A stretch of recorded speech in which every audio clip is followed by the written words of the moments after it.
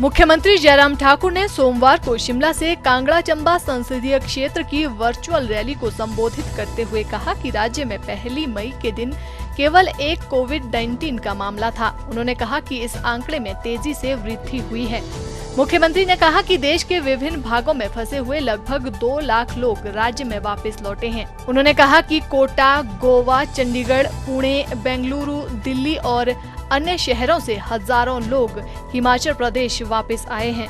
उन्होंने कहा कि राज्य सरकार द्वारा इन सभी लोगों को 13 विशेष रेलगाड़ियों और विशेष बसों के माध्यम से वापस लाया गया। उन्होंने कहा कि इसकी वजह से कोरोना संक्रमित मरीजों की संख्या में तेजी से वृद्धि हुई है। मुख्यमंत्री ने कहा कि राज्य के लोगों को चिंतित होने की आवश्यकता नहीं है। उन्होंने कहा कि बाहरी राज्यों से आए सभी लोग या तो संस्थागत क्वारंटीन या फिर होम क्वारंटीन में रखे गए हैं। उन्होंने कहा कि प्रधानमंत्री नरेंद्र मोदी ने भी राज्य द्वारा उठाए गए कदमों की सराहना की है और अन्य राज्यों के मुख्यमंत्री को भी हिमाचल सरकार द्वारा चलाए गए एक्टिव केस फाइंडिंग अभियान को लागू करने की सलाह दी है।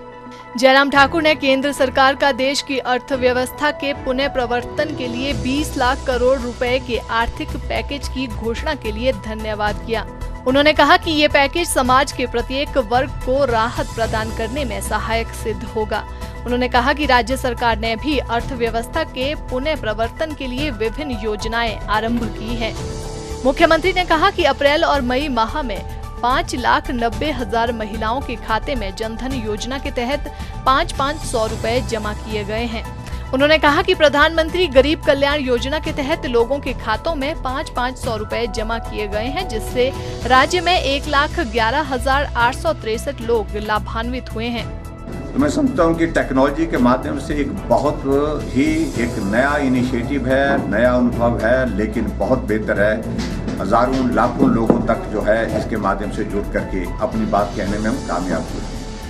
मुझे इस बात की भी प्रसन्नता है कि पिछले कल पार्टी के संगठन के आदेश के अनुसार पिछले 2 दिनों में 15 विधानसभा क्षेत्र में वर्चुअल रैली जो है वहाँ की जो है विधानसभा क्षेत्र की वो भी हम जिनको मैंने संबोधित किया और इसके अतिरिक्त कुल मिलाकर के 40 अभी तक जो है हो चुकी है। 40 वर्चुअल रैली हमारी विधानसभा क्षेत्र की भी हो चुकी है।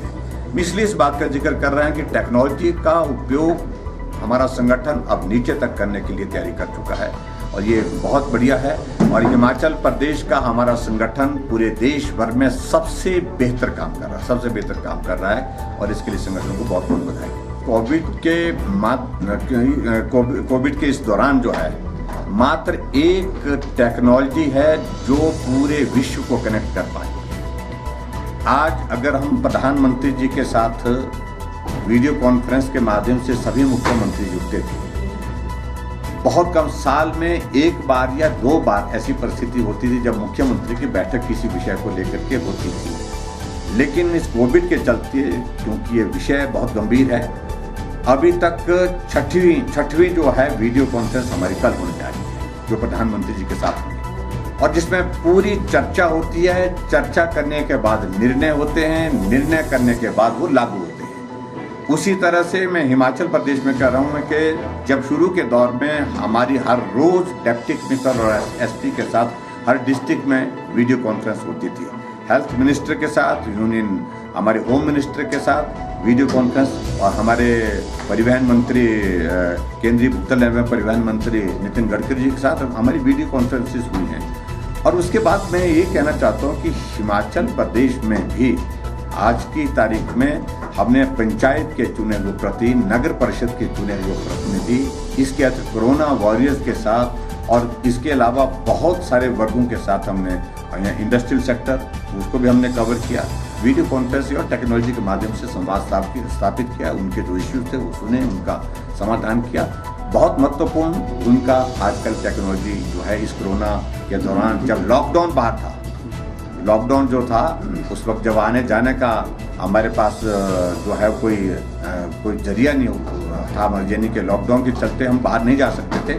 ऐसी परिस्थिति में बहुत महत्वपूर्ण भूमिका टेक्नोलॉजी ने निभाई है और मैं समझता हूँ कि आने वाले समय में भी हमको टेक्नोलॉजी का उपयोग करके सरकार, संगठन और उसके साथ जनता की सेवा के लिए संवाद जो है एक बहुत सरल तरीका इसके माध्यम से हो गया है। केंद्रीय महिला एवं बाल कल्याण मंत्री स्मृति ईरानी ने नई दिल्ली से वर्चुअल रैली को संबोधित करते हुए मुख्यमंत्री जयराम ठाकुर को राज्य में कोरोना महामारी से प्रभावी ढंग से निपटने के लिए किए गए प्रयासों के लिए बधाई दी।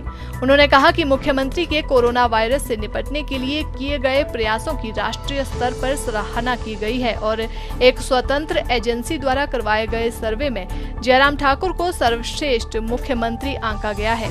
उन्होंने कहा कि प्रधानमंत्री द्वारा आरंभ की गई उज्ज्वला योजना से गरीब महिलाओं को धुआं रहित रसोई सुनिश्चित हो पाई है।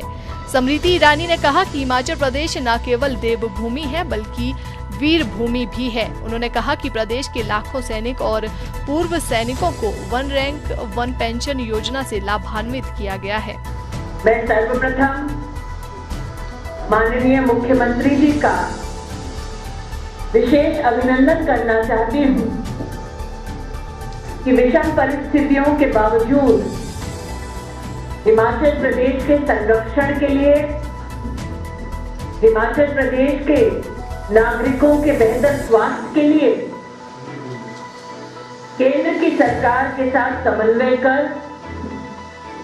आपने स्वास्थ्य व्यवस्थाओं को सुदृढ़ कर वैश्विक महामारी कोरोना से लड़ने के लिए दिन रात भरसक प्रयत्न न सिर्फ किए बल्कि आपकी टीम के साथ जो सहयोग दिया प्रदेश की जनता को, उसके लिए आप हम सबके आभार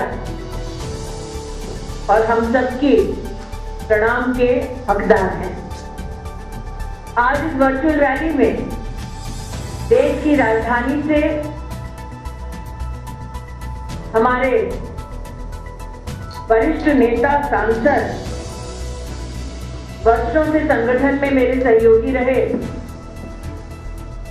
वित्त राज्य मंत्री अनुराग ठाकुर जी भी अपनी ओर से निश्चित रूप से अपने प्रदेश को जय श्री राम बोलना चाहते हैं।